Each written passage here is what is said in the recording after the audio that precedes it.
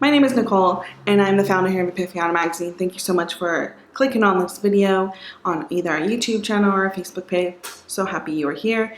If you've been here often, you're either going to see my face or someone else's face, so thanks again. Because of Black History Month, I decided to partake in BLACKATHON, and I'm really excited. It's a challenge that you can partake either here on YouTube or on Instagram.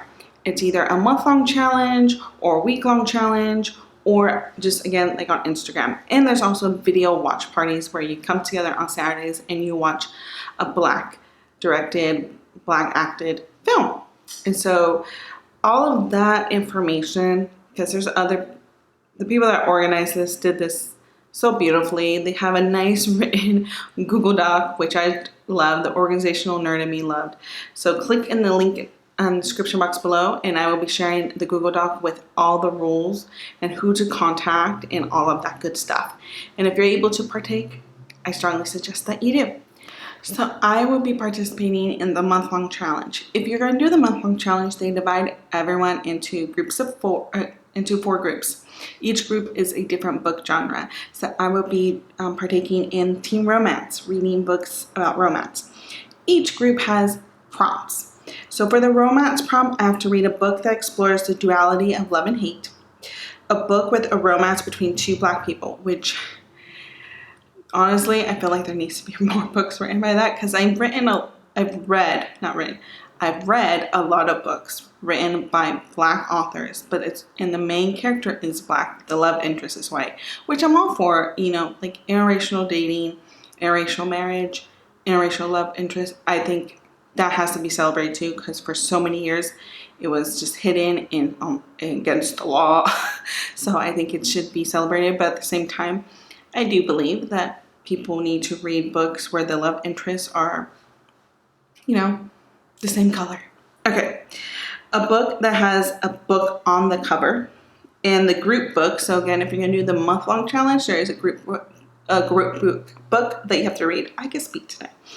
The Sweetest Remedy. So the book I'm going to be reading, and by the way, you don't have to read a separate book for each prompt. You could actually read one book, and if it suffices multiple prompts, great.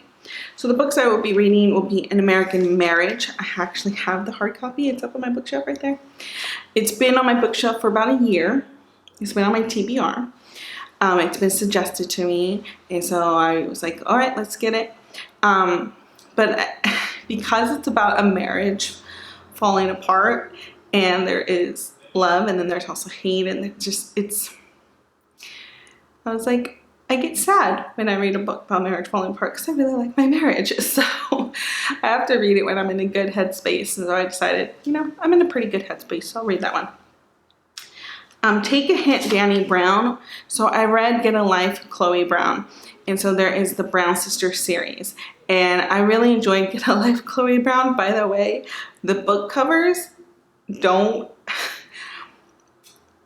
really tell, like in the Brown Sisters series, the book covers really don't let the reader know that there's going to be some intense sex scenes in the book.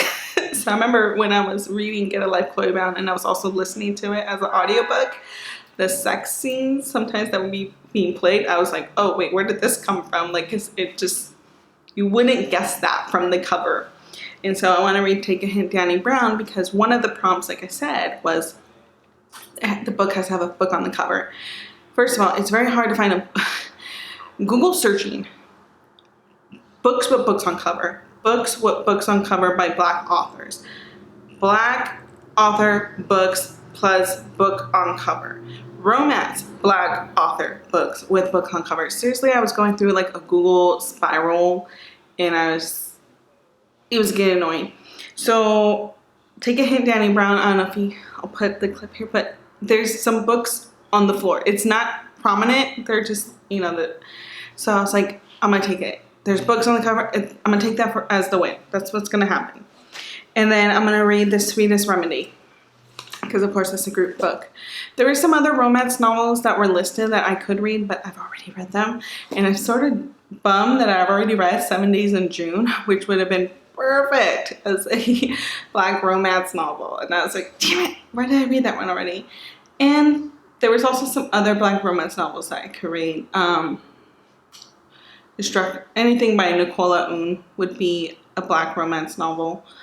And she writes a lot of, sorry, I'm looking at my books. She writes a lot of YA books. So anything along those lines. But those would be the 3 books I'm reading. If you have any other suggestions, even for just reading books written by Black authors, not, you know, for my further reading, like I have a lot of books written by Black authors, which I'm very proud that I've done, and Latinx authors as well. So if you have any more suggestions on those types of books, send them my way. But again, I'm gonna put the link in the description box below. Feel free to take a look at it. There's, again, ways that you can participate just for a week. There's ways you can participate just on Instagram, or you could, you know, watch the movies and be part of like a group and just maybe meet some new people. So it's February. Expand your horizons. Try to read more books written by Black people, about Black people, whether that's fiction or nonfiction. And remember, Black history is not just slavery. There's so much more to Black history than that. So really expand your mind and keep reading, and we'll see you guys around.